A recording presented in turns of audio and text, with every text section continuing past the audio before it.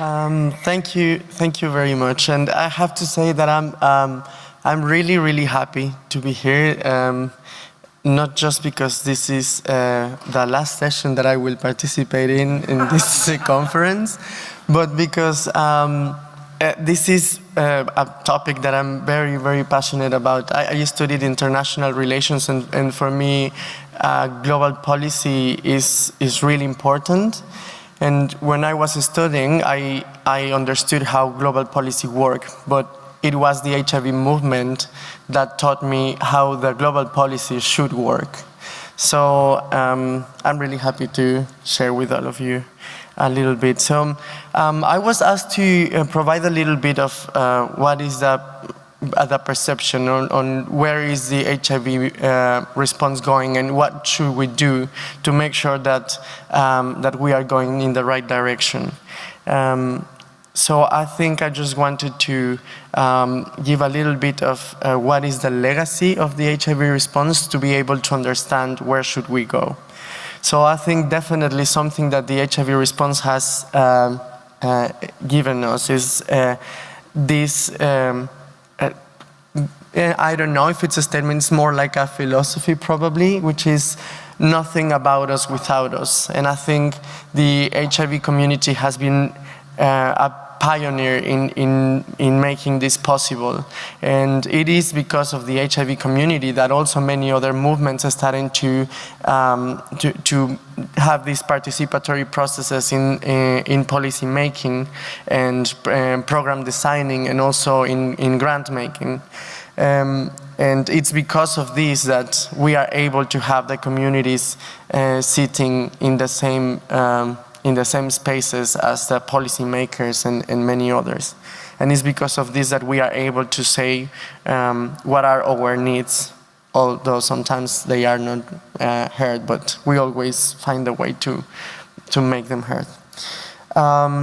And I think something that the HIV response has been really good in doing is in having a people-centered advocacy. And this is a little bit of what we have done, but also what we need to take care of implementing and to keep in mind every time that we develop advocacy campaigns or every time that we want to influence global policy making. And if we stay loyal to these principles in the advocacy that the HIV response or as communities we are developing, then we will definitely make much more of what we've done already. So integrity, rights-based democracy, participation and communication is something that we've been able to implement as a HIV response. But what we need to move forward as communities and as a whole, as the HIV response. And I don't want to get focused on examples, I just want to talk more a little bit the ingredients that we need.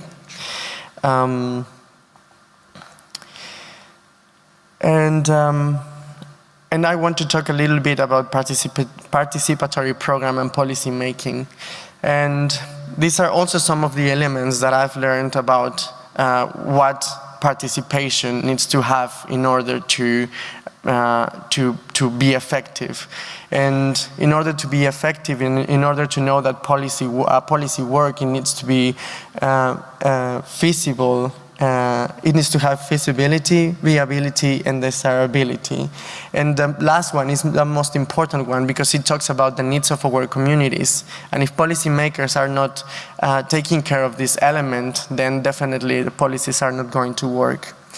And to all of these elements, I wanted to add one that is, I think, probably now one of the most important and the one that is really going to support us in moving forward.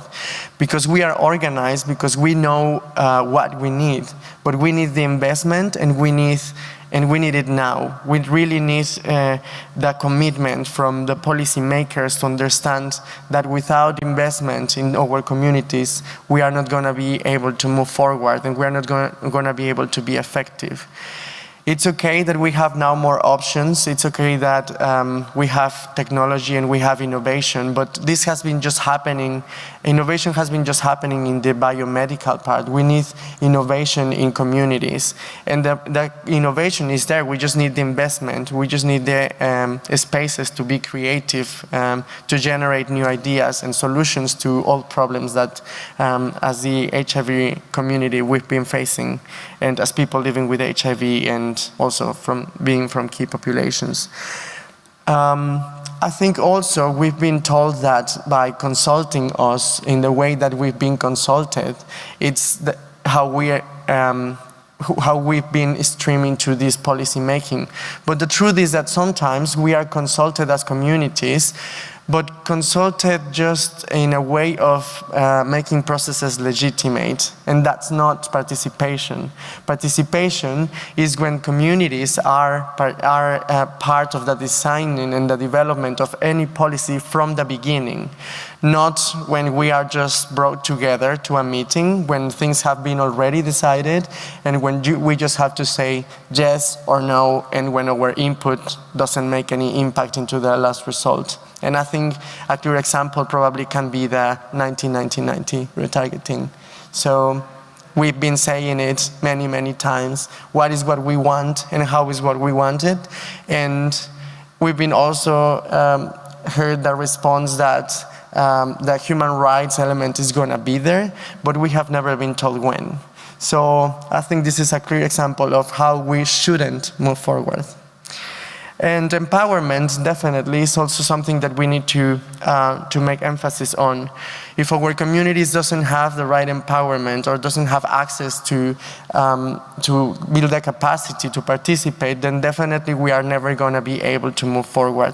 And this responsibility is not just from the policymakers, but this responsibility is also from the same networks and organizations. I think in this part we have a shared responsibility. It's not just asking to policymakers to develop participatory processes or to have participation strategies, but it's the same way in networks. And I think this is also something that we see in international networks.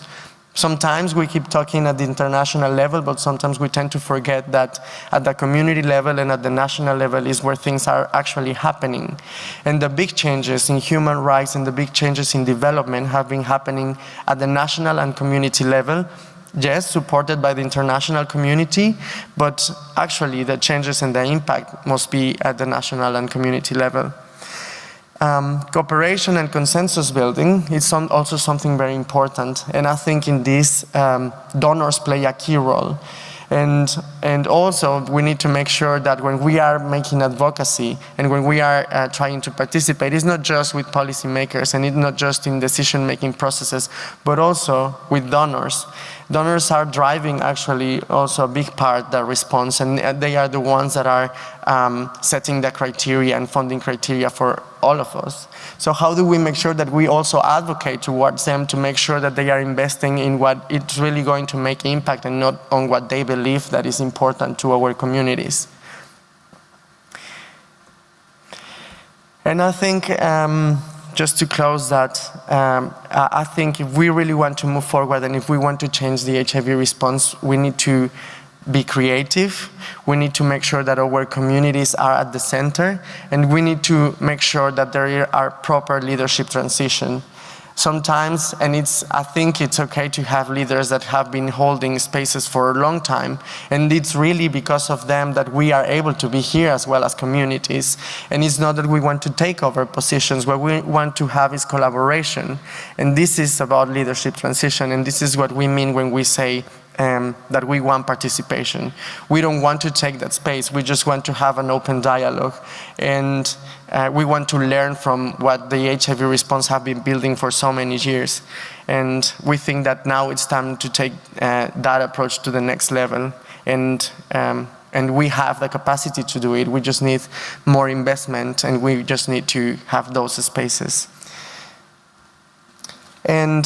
And this campaign that you see here, I think it's really important because we've been talking a lot about the end of AIDS, and this is what we all want. Definitely, we all want it. But how do we want it and how it's going to happen. And definitely this is not going to happen if the communities are not at the center and if we as community are not united. It's okay to be advocating for our own key populations and for our own communities, but if we don't act together, then it's going to be really difficult to move forward, especially in moments where pharmaceuticals are taking over the response, where the decisions are being taken just for by a few persons. So it's really important that we stay together. And I think, at least for me, in a personal experience, this conference has been that for me.